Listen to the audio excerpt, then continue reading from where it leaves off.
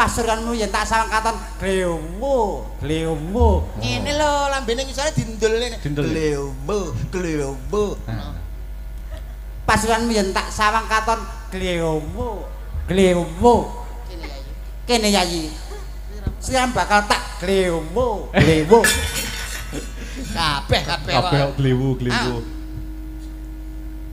Yen cedhak tansah mulat.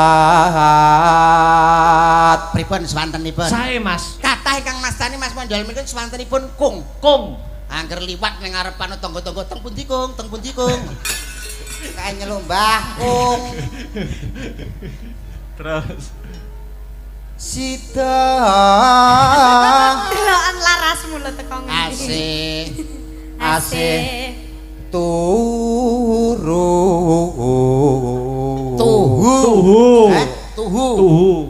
terus entek wong terus turu. heeh. Pindho mimi lan mie goreng ya. Pindho mimi hamimi o. Mintuna. Terus Mimi mintuna ya cek butuh mimi. Ayo ni mas bareng ana tepi wajib. Lah nyapa dadak wajib iki lho. Lho padha karo bak mati di akhir ayat.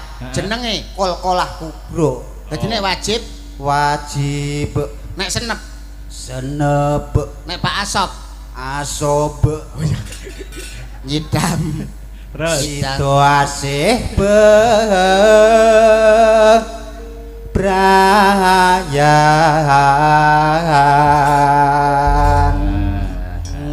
luar biasa. Napa niki lajenganipun? Ben dikancani ya Mbak Nika. Nggih dipun kancani. Heeh, sama Mbak Ingkar ya kena. Mbak Ingkar. Ya. Lah. Astabrata.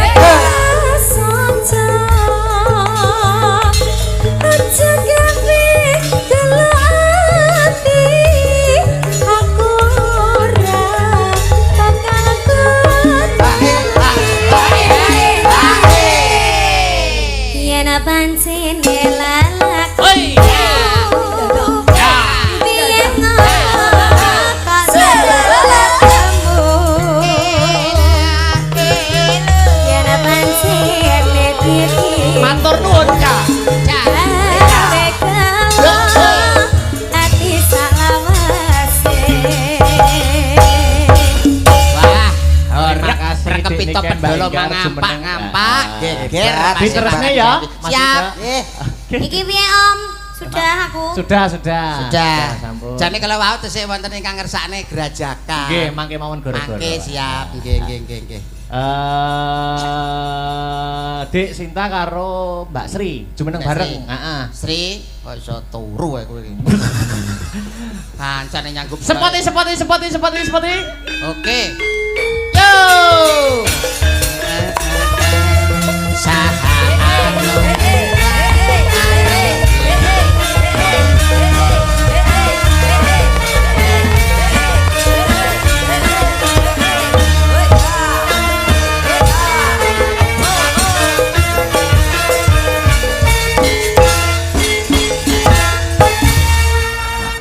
Ki mawon apa mundutan? Napa Nggih. Mas? Sik lali aku.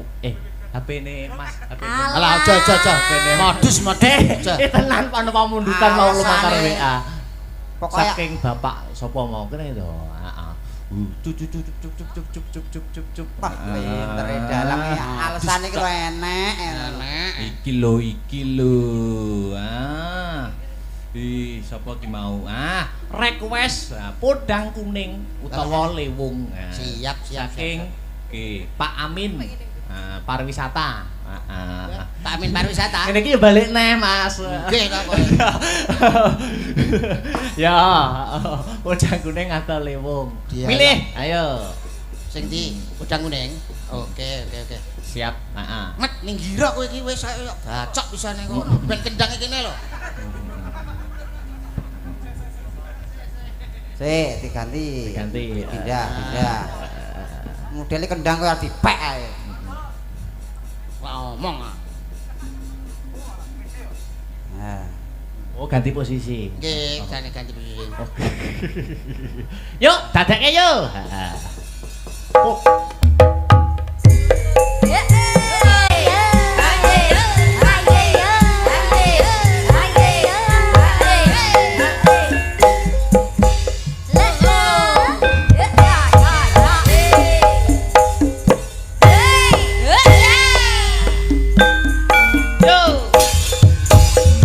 Salah sing demung.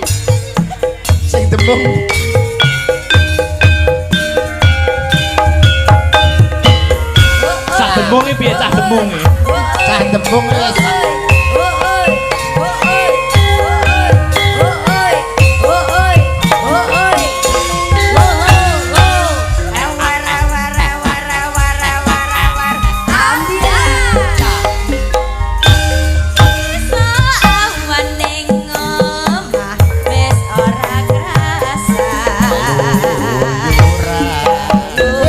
Yuran anggoleki sing tak sayang.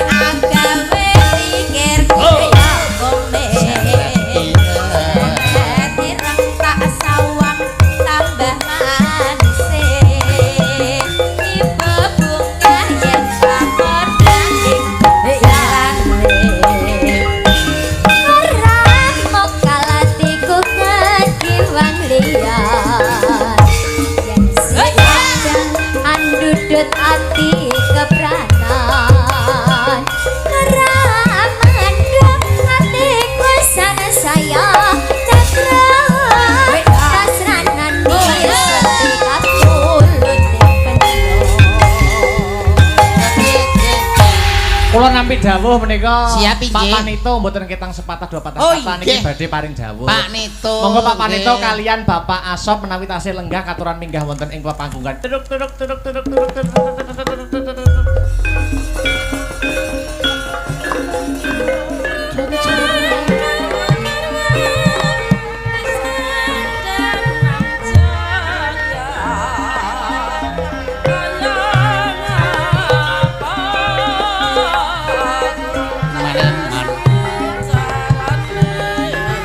Timun sigarane Mas Mandal. bangun sigarane ya mas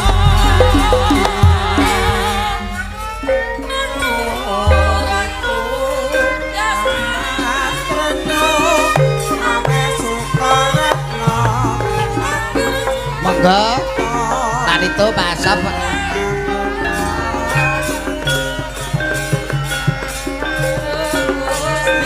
lenggahipun wonten pundi to mas Oh sampun kondur.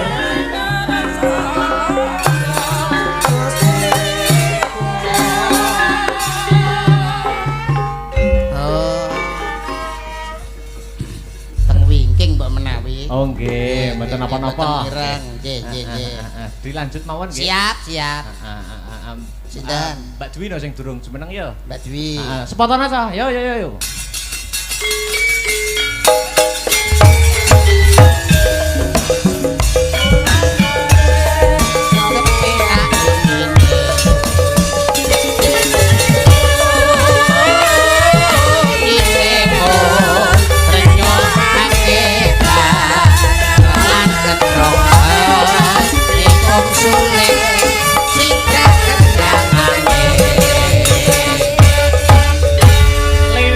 Lewo nggih Mbak Dwi nggih. Mbak Dwi lewong nggih. Oh nggih. Oke, nggo Oke. penutup ning limbukan. Siap, Oke. siap. Lewong garap seragenan ya kena. Monggo. Nggih, nggih. Monggo perkara lagu liyane tutukne gara-gara. Nggih, Mas Karis ning guriku kene cah bagus. Mas Karis. Yuk lewong dadekke.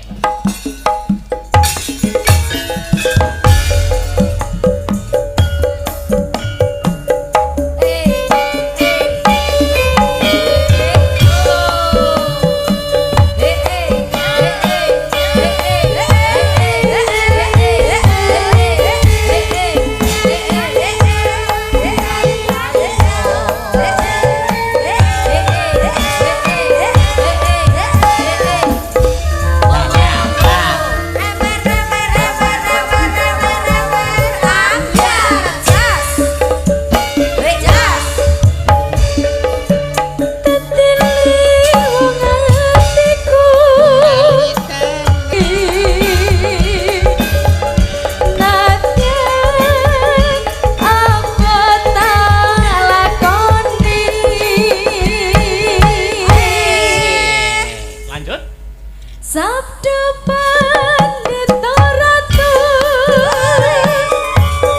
wis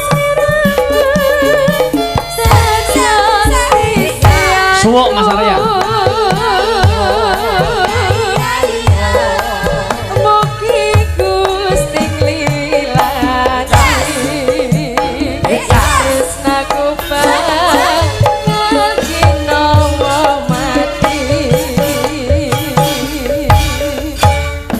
Mas Yudo. Dawuh. Sampun sawetawis anggenipun paring lelipur. Nggih. Ingkang baku jenengan ndonga napa kagem ulang tahun SMA Negeri 1 Nganjuk menika. Mugi kawujudan kateteman lan kabahagiaan tansah kajiwa kasarira sedaya para guru, kepala sekolah lan Amin. jajaran Amin. wonten ing SMA 1 Nganjuk. Amin. Mugi tansah kuncara hanjayeng bawana jaya sepanjang masa. Mas Mandal ndonga napa? Sematen ugi mugi sedaya murid-murid wonten ing SMA 1 Nganjuk Nggih. mudah-mudahan menjadi generasi yang sangat hebat untuk Nganjuk. Amin. Nah, tuku tahun yang Kediri bila ada waktu kita bertemu kembali Mas nggih. Siap inci. Nggih, sewang-sewangan lagu.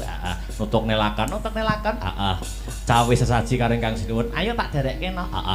Simpang Limaria lapangan Pancasila Semarang kumandang pranyata serbaguna suasana rame rakyat gede ati ing Jawa Tengah wes lempeng ampun.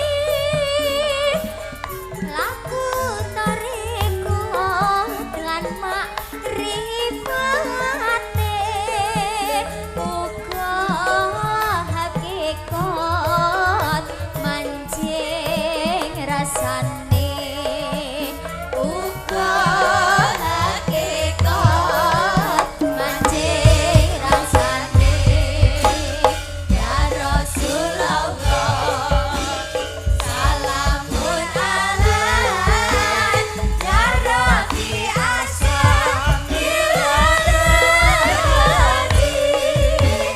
akwana yadi rabbal alamin ya uhailatu ibakarohi ya uhailatu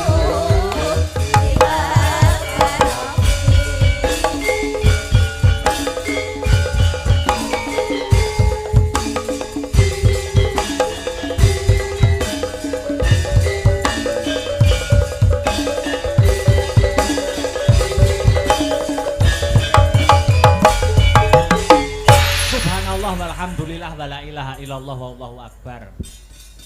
Leren sak wetara, leren sak kemrangan ya nduk, ngono ya mak.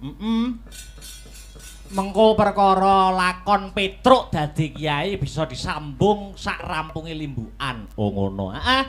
Ning sing luwih wigati aku Kang Sarta kowe ngaturke ya ta, apa perlune, apa wose awake dhewe tinimbalan marak mangarsa ana ing kene. Ngono. Heeh. Ning sadurunge omong sing akeh-akeh, heeh. Kang angka sepisan ora lali ngunjukke rasa puja lan puji syukur, heeh. Kunjuk marang Gusti Allah Subhanahu wa taala, Tuhan yang Maha Esa yang Widiwasa, heeh. Sing wis malimbarke keberkahan, ya ta? Wujude kesehatan, becik kesehatan lahir, becik kesehatan lahir Kang Sarta batin. Oh ngono. Heeh, mokal tanpa nikmating pangeran, Nduk. Aku Kang Sarta anakku Limbuk bisa sowan lek-lekan tirakatan bareng mapan ana ing kene. Oh ngono ya, Mak. Iya. Iya ya yang iya. Kok suasanane katon gayeng gumarenggeng rame gumiak. Iki mengeti adicara apa? Iki ya kuwi tidak lain dan tidak bukan. Heeh. Ya kuwi mengeti adicara Des Natalis, program tahunan, acara rutin tahunan. Heeh. HUT hari ulang tahun SMA Negeri 1, ya ta? SMA Negeri 1 Nganjuk kang wis mencapai umur 43 tahun. Oh ngono. 43 tahun. Heeh. 43. Heeh. Angkane 4 karo 3. 4 karo 3. 4 karo 3 iki dijumplah 7. Oh 7. Heeh, muga-muga SMA Negeri 1 sak rampunge wayangan antuk pitulunganing Gusti. Oh, ngono ya, Mak. Iya ya, Mak. Heeh, heeh. Iya ya ngestokake dawuhmu. Uga ngaturke panuwun kang tanpa pepindhan. Heeh. Terima kasih yang sangat banyak. Heeh. Kunjuk marang sapa bae. Khususan ya kuwi marang ingkang winengku kinurmatan pepunden kula, heeh, ingkang winengku kinurmatan Bapak Kepala Sekolah. Oh ngono, Pak Asop, heeh. Kang selaku dadi kepala sekolah lan sedaya Bapak Ibu guru ingkang boten saged kula sebataken setunggal baka setunggal. Oh ngono, heeh, sembah sungkem kula katur Pak Bu. Ngono ya Mak. Heeh, iki dadi reuni aku dolan rene ngiras-ngirus paring lelipur wayangan ulang tahun ning uga aku sungkem karo Bapak Ibu guru merga Akbar ngrumangsani kene iki alma materku. Wah, iya. Iya ya Mak, iya. Dadi ngrumangsani wis tak akoni no. Oh iya. Tanpa piwulange guru-guru kang mapan ana ing SMA Negeri 1 Nganjuk, Dalang Akbar ora iso ngedep-debok ning ngisore lampu nganggo blangkon ditonton penonton semene kae. Wah, ngono. Iya ya, Mak, iya. Heeh. SMA 1. Wiwit aku mlebu ning kene iki wis akeh ya ta SMA Negeri 1 ki yen kanggoku ki berkahi. Heeh, aku mlebu SMA tahun 2016. Heeh, aku 2016 melu Festival Dalang Muda tingkat provinsi. Oh, ngono. Heeh, menang. 2016. Heeh. Kuwi kelas 1, kelas 2 SMA tahun 2000 pira kuwi berarti 2016 17. 17 ki melu lomba Kang Mas Mbak Yu nek ora kleru biyen. Oh ngono. Heeh, entuk nominasi Kang Mas Persahabatan. Nganti 2018 arep lulus, ya ta? Aku munggah ya kuwi mewakili Provinsi Jawa Timur, ya kuwi dalang muda tingkat nasional nganti entuk dalang mumpuni. Oh, tahun 2018. Jadi selama 3 tahun ki barokai kebak barokah tenan. Oh iya, iya ya mak iya. Mergo aku ngrumangsani no, ngrumangsani piye? Bakat utawa basic, passion, ya. Para murid-murid kang ana ing SMA Negeri 1 Nganjuk ki karo bapak ibu guru diajangi jembar. Diajangi jembar. Jadi bukan hanya ya pendidikan yang sifatnya akademis, namun pendidikan yang non akademis, basic-basic yang lain uga diajangi jembar. Oh, ngono. Kelawan SMA Negeri 1 Nganjuk. Iya, iya ya mak iya. Wayangan tiap tahun, program rutinan. Wah iya.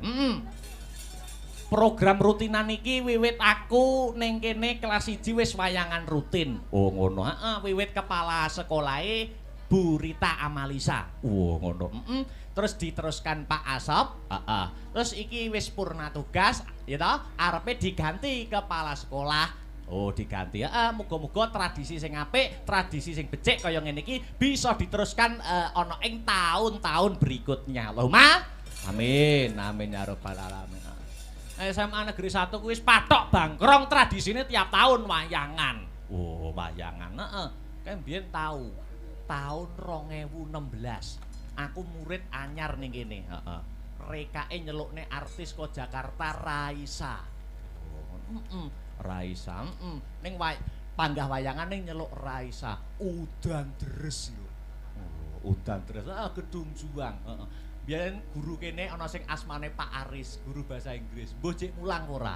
Oh iya, Tasih nggih. Oh, tasih. Men Pak Aris sing nganti mara ning omahku ki tenan cerita tenanan nyata iki. Oh, heeh, mara ning omahku mergo musime rendeng meh bendina udan. Heeh. Aku wayangan pertama kali ning semasa iki ning jero gedung. Ora udan, ora udan.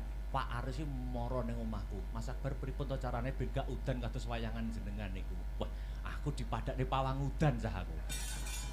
Kuwi tenan-tenan kuwi. Ning panggah udan. Ya ora tegese ora acarane. Nek pancen kudrate udan ya arep piye neh. Lah iya, aku kadung nggawa uyah lho kowe. Oh iya.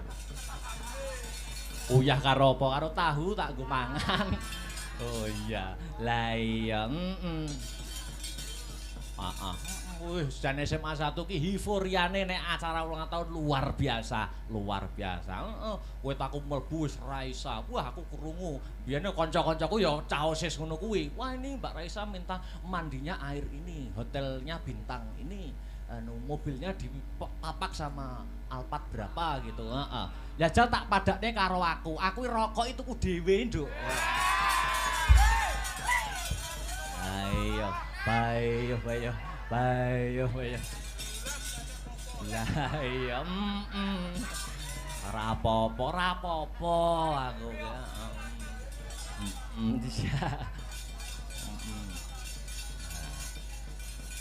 Saiki diteruske Pak Asop Burita Leren, Pak Asop. Iki Pak Asop, terus iki ya wis arepe purna tugas. Oh ngono. Wah, jan ngeling-eling jaman SMA. Ah iya, aku ki jane rapati pinter wong ora tau ranking biyen. Ngono, ora tau. Ya wis nggur waton gatho sregep mlebu ngono wae. Oh ngono. Kira-kira tanggapan bengi di spend kuwi jam 8 wis metu sik aku. Wis metu sik wis.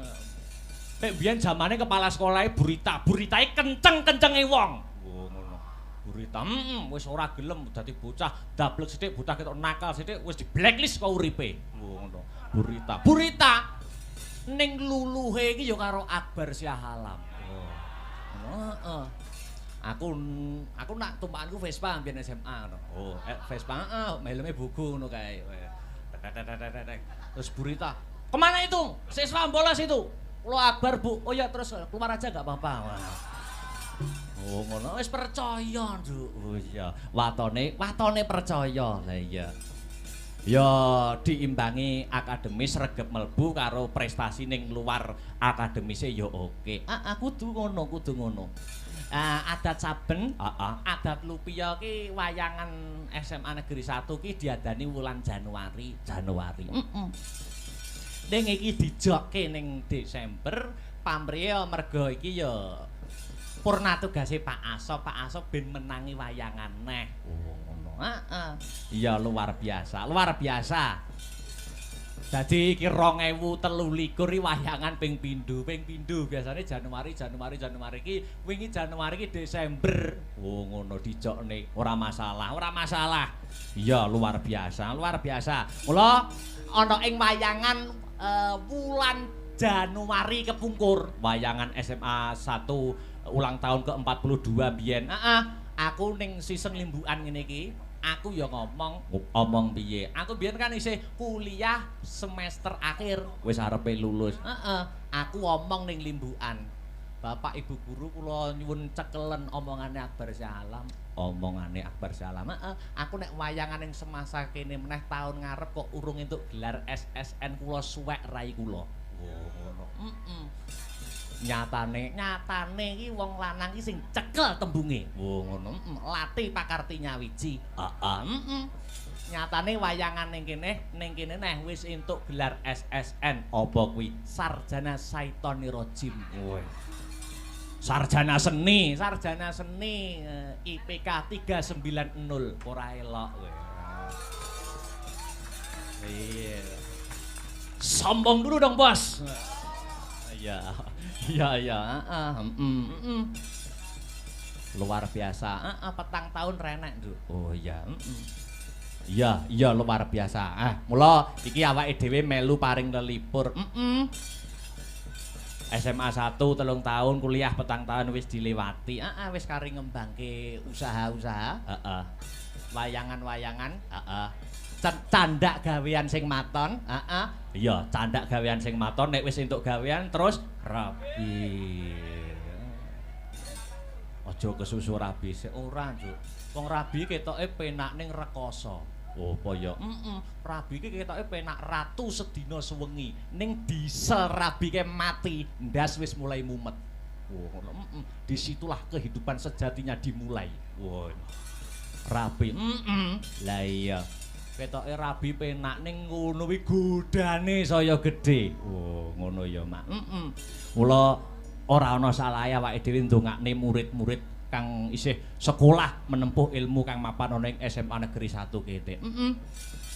Ya kuwi muga-muga selalu berprestasi. Jernyatane ya ngrumangsani lah. Pokoke murid-murid kene ngrumangsani disekolahke karo wong tuane. Wong tua nek nyambut gawe ketekuk ringkel sirah dinggo sikil dinggo sirah, awan dinggo bengi dinggo awan. Mula kudu dimanfaatkan kanthi bener becik. Oh ngono. Mergo wong tua urip ning alam donya iki duwe kewajiban werna 3 manut agama Islam. Apa kuwi? Siji jenengne anak kanthi jeneng sing apik. Oh ngono. Jenenge kudu apik. Kaya aku Akbar, ya toh. Kuwi apik, dikudang bapak ibuku dadi wong gedhe. Oh ngono, senajan awake kuru. Oh iya. Kewajibane wong tuwa siji jenengne anak kanthi jeneng sing becik. Oh ngono. Aja kaya tanggaku. Tanggamu sapa? Lekno sopir kol. Oh ngono. Kan jenenge anake sapa? Mosok enek kok anak dijenengne Kacuk Hirnawa e apa enek?